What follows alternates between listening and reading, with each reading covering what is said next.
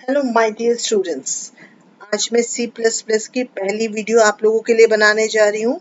कोई भी डाउट हो कमेंट बॉक्स में लिखिएगा। कोई और क्वेश्चंस आप चाहते हैं मैं सॉल्व करूँ इस वीडियो के थ्रू, तो भी आप सी प्लस प्लस से रिलेटेड कुछ हो तो बताइए, या किसी और लैंग्वेज से रिलेटेड कोई डाउट हो तो आप मुझसे पूछ सकते हैं, कमेंट बॉक्स में लिख सकते हैं। मैं उसके लिए आपके लिए वीडियो बनाऊंगी। तो सबसे पहले जब सी प्लस प्लस अगर ये बिगनर्स के लिए है, अगर आपके पास सॉफ्टवेयर नहीं है तो एक इजी मेथड है, आपके पास इंटरनेट होना चाहिए। आप क्रोम खोलिए, उसमें लिखिए programviz.com।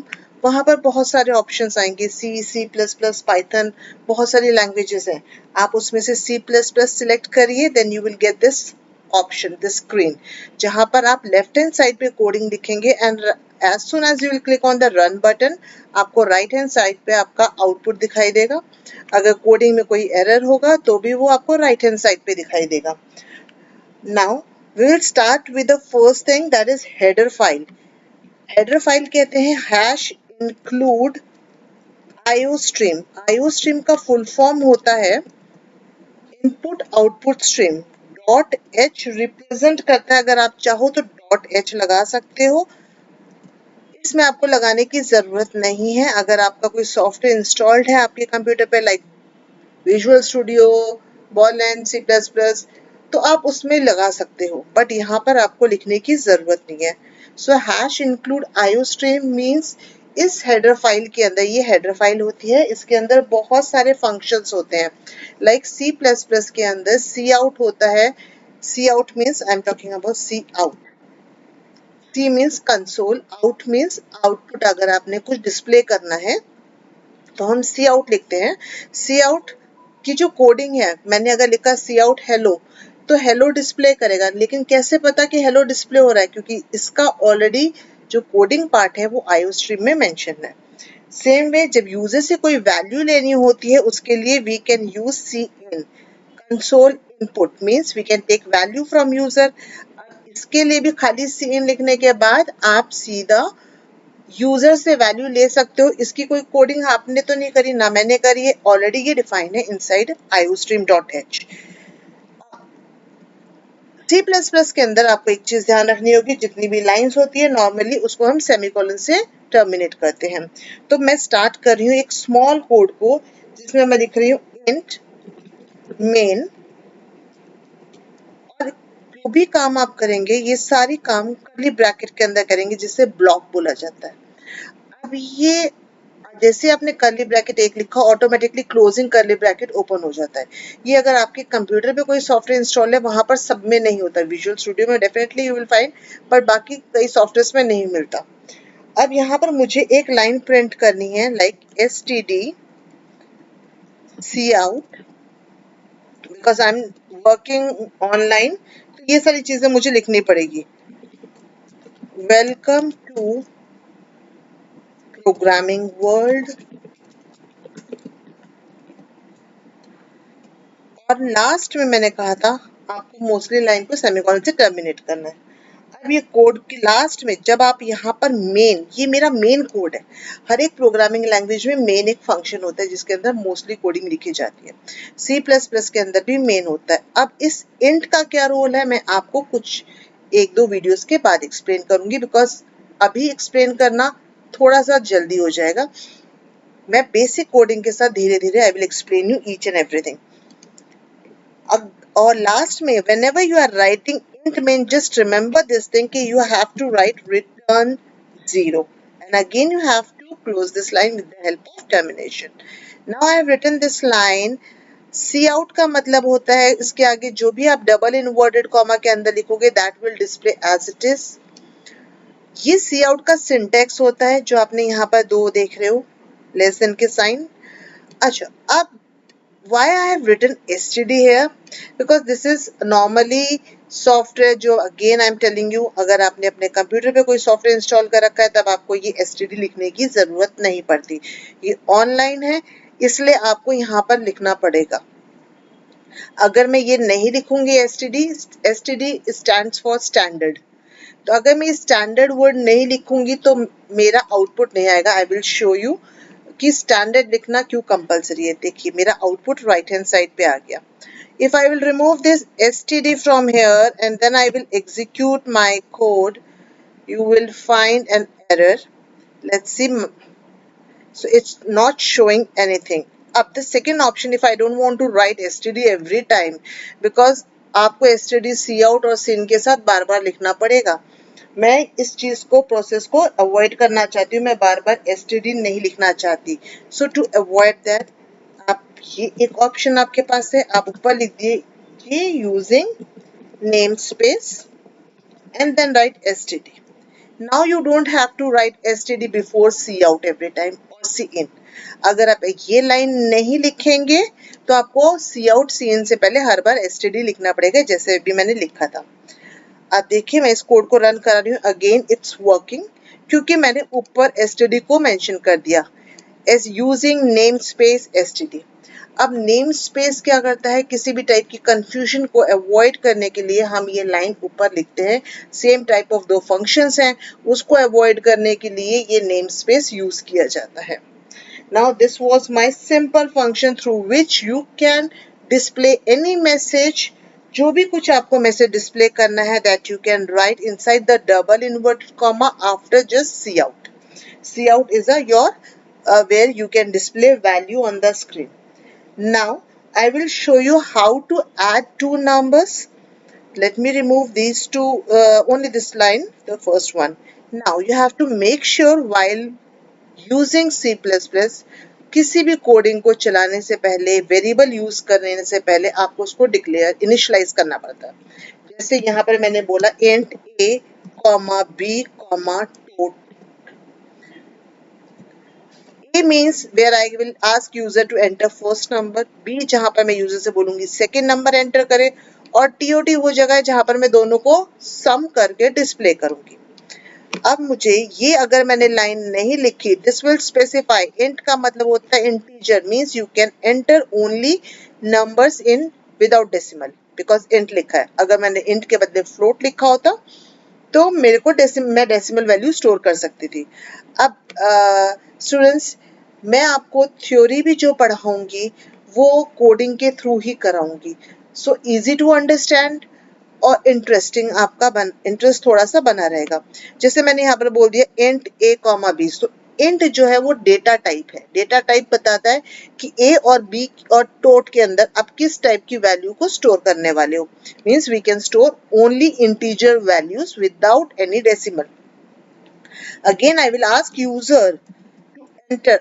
यूजर ने क्या करना है, that you have to specify, user को अपने आप नहीं पता चलता, सो आपको बोलना पड़ेगा enter first number, this is a message for user, last line semicolon. अब मुझे यूजर से वैल्यू एंटर करानी है और वो मुझे ए में स्टोर करना है, सो आई विल राइट हियर सी इन। सी इन के साथ दूसरा सिंबल यूज होता है ग्रेटर देन वाला, दो बार आपको लिखना होगा a and terminate. Now cout, again I will ask user to enter second number, क्योंकि मुझे एडिशन ऑफ टू नंबर्स चाहिए, तो मुझे जरूरी है कि मैं यूजर से दो नंबर एंटर कराऊं।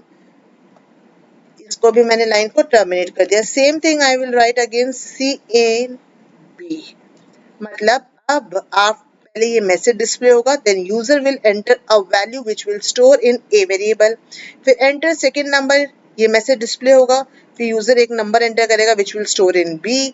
इसके बाद मेरे पास थर्ड वेरिएबल है जहां पर मैं इन दोनों को प्लस कर सकती हूँ, इसको भी मुझे टर्मिनेट करना है। ये आपको याद रखना, हर एक लाइन को एंड करना है सेमीकोलन से। After this I will display my answer, क्योंकि मेरा एडिशन हो चुका है, आंसर मेरा टीओटी में है, बस मुझे डिस्प्ले करना है। सो मैं लिखूंगी यहाँ पर एडिशन ऑफ टू नंबर्स।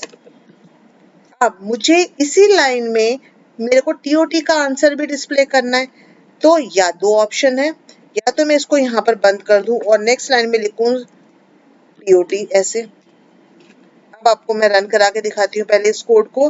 मैं सी आउट लाइन नंबर 11, 12 को एक साथ भी लिख सकती थी, अभी वो भी करके दिखाऊंगी। मैंने एंटर करा 5, सेकेंड नंबर इज 7, आंसर अब चेक कर लीजिए 12 आ गया। अब to avoid this line number 12, I don't want to write this line separately, तो मैं क्या कर सकती हूँ, मैं इस लाइन को डिलीट कर देती हूँ यहाँ से और जहां पर मैंने ये कोलन लगा, इसको सेमीकोलन को हटा के यहाँ पर मैं टीओटी लिख दूंगी, तो आपका कोड थोड़ा सा छोटा हो गया। अब मैं रन कराऊंगी इस कोड को, तो देखिए अब आपका 5 और 3 आपका आंसर आ गया। So this is how you can take two numbers or multiple numbers from user, add them, display according to your requirement.